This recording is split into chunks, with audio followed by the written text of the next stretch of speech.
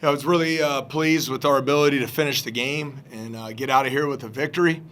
I want to give a lot of credit to Eastern Illinois. I thought their physicality and their effort, especially around the basket, was tremendous. Just flat out kicked our butt on the offensive glass. If you would have told me going in, defensively we'd hold them, and I have a lot of respect for them offensively. Coach Spoonhauer, and they run that motion, they screen you, they cut, it's constant movement.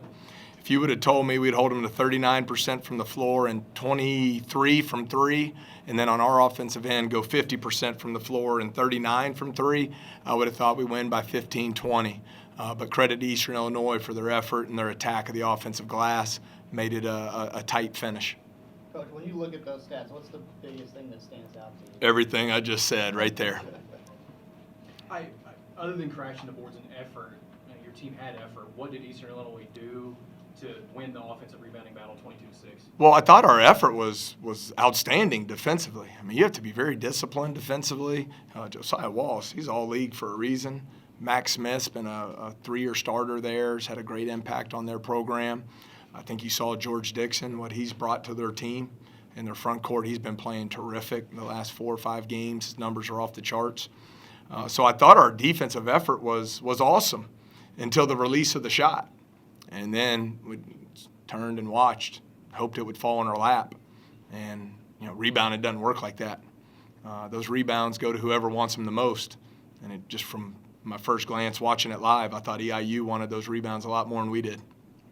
You mentioned Wallace. He had 4 points at halftime and then had 24 at the end. What changed in the second half? Well, I think he's just so good off the dribble. His ability to extend possessions. He's really crafty at shot fakes, and then his shot making.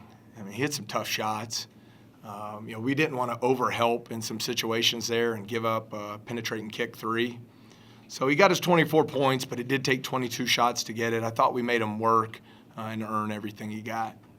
I know we've talked a lot about him, and we're going to talk some more, but Tevin Brown, you guys looking for offense in that first half. He then scores 13 in the next 15 for you guys to grab the lead. His takeover mechanism, what are you telling him in those moments? Well, he's really efficient offensively, and Tevin would be the first to tell you as well. Those aren't just his baskets. Those were Murray State's baskets. We had great execution, some big-time screens, great passes to free him up, and then he stepped up and knocked him down. And then I thought his recognition there at closing time, last 5 minutes when we were in the bonus, didn't always settle for perimeter shots. He got downhill, put a lot of pressure on the defense, and was able to get to the free throw line. KJ Williams had a great sequence there late. He had the steal, saved it inbounds, and then got the offensive rebound and put back. What did you see on that possession? I thought it was awesome. I told Neil on the radio after the game, maybe I'm too demanding, but I think that's how the game should be played every possession. He sprinted 94 feet, got a steal, saved it, sprinted 94 more feet, chased an offensive rebound, and put the ball back in to give us a 3-point lead. I coach KJ pretty hard. I really believe in him. I think he's an outstanding player, and I'm going to demand a lot out of him. He had 14 and 9 tonight, really efficient, only missed 1 shot. So I'm going to keep pushing him. I thought that was a play that I want to define what our team's about. DeQuan goes down, but he's able to come back. What was the thoughts going as that happened, and then was it a relief to see him get back? Oh, it was more than a relief. I mean, I was scared to death for him. I mean, from the reaction, my first thought was that he was probably done for the year. I didn't know what he had done, but he's a tough kid. So, credit to him for getting over there and the trainers and doctors and making sure he was good to go. And then I thought he came back in and gave us some big minutes.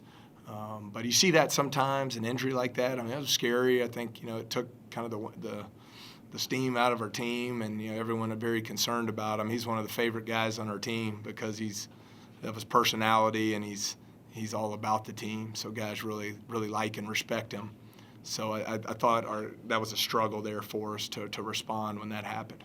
How big was Kamba in those moments filling in? Well, I thought he did a good job. I also told Neil I'm a big believer you play the way you practice. And I thought he had a great week of practice. Thought his sense of urgency was better. Thought he really used his quickness and speed. And, had 3 good days. And I thought it carried over to the floor tonight. It was a big bucket, got downhill off a ball screen. made a couple really nice plays where he was able to use his quickness to get into the paint and dish it off to big guys for baskets. So that was important for us to have some depth there on the perimeter. In a one-possession game, Canvas, layup gives the team the lead. Then Jason Holiday forgets a three-pointer that he missed early and made that one there at halftime. What is that like to see, knowing that he hasn't taken a lot of shots in conference play? Well, it's really important. How many did we win by tonight? 3. 3. All right. So, that's a big possession. We're up 2 to end the half. I thought Coach Boonhauer made the right play. He ran a couple guys at Tevin. And credit to Tevin for the maturity not to just force up a bad shot. Showed a lot of confidence and trust in Jay, and Jay's shot preparation was great. And I believe in it. He works at it every day. He's a good shooter and stepped up and hit a big one for us. What did you guys as a staff challenge Tevin to do over the summer coming into the year where I'm sure it was no secret that you needed some way to step up in kind of all the ways that he's impacted the game? Well, number one, wanted to make sure that he remembers that the strength of his game is he's an elite three-point shooter. And not to ever get away from that, because everyone probably gets in your head and says, man, you got to do all this other stuff. Well, don't forget, you hit 93s last year at a good clip. So that's the first part. Secondly, his movement without the basketball is terrific. He's a really smart player, high basketball IQ, does a great job of reading the screens and making the right plays. And then I think you've seen his ability as a playmaker this year in league play. I think he's right around 4.5 assists a game. And then the final piece is getting to the free throw line because of his ability off the dribble. And, by Christmas this year, he'd already shot more free throws than he did a year ago. In league play, he's averaging 8 attempts a game. He averaged 1.5 last year. So he's taken some huge steps forward. And then the final piece, I left one out, is he was an elite perimeter defender for us last year. So we're asking a lot of him. We need him to carry a big load offensively and also usually chase around the other team's best guard. But he does it at a high level. Really proud of him. And the exciting thing is he's still got a lot more getting better to do. We do have a team that simply shoots under 40%, has to work for tough shots, but still is able to give a good team on the road a fight.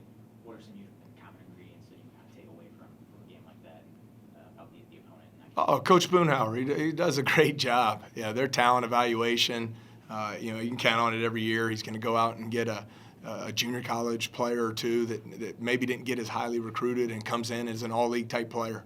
I think he just does a great job. Their motion offense, it's different than anyone in our league, so you have to prepare a little bit differently. But like I say, I was pleased with our first shot defense.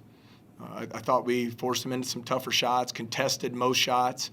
But again, credit to them, credit to EIU for their effort on the glass. Matlock 5 offensive boards, Dixon 8. Dixon's been playing great. He's been playing great. So I thought Coach, he just does a great job there. We talk about Tevin Brown as a player a lot, but can you talk about him as a leader a little bit? Because I think it's no secret he's probably the most vocal on the floor. Well, I think he's taken some huge steps forward there. To Patrick's question, I probably should have included that there. That's an area we've really challenged him. The leaders of our team, last year were obviously Ja and Shaq. And as they move on to the next level, it's time for Tevin and Anthony to really step forward in that role, and I think they've done a terrific job. And that comes from experience. Leadership's hard to define, but you got to just work at it. And the tough part about being a leader is you got to do it every day. You don't get any days off. The 12th man on the bench can take a day off, and then the program moves forward. Your leaders take days off, and you get beat. So I've been really proud of him for his growth there.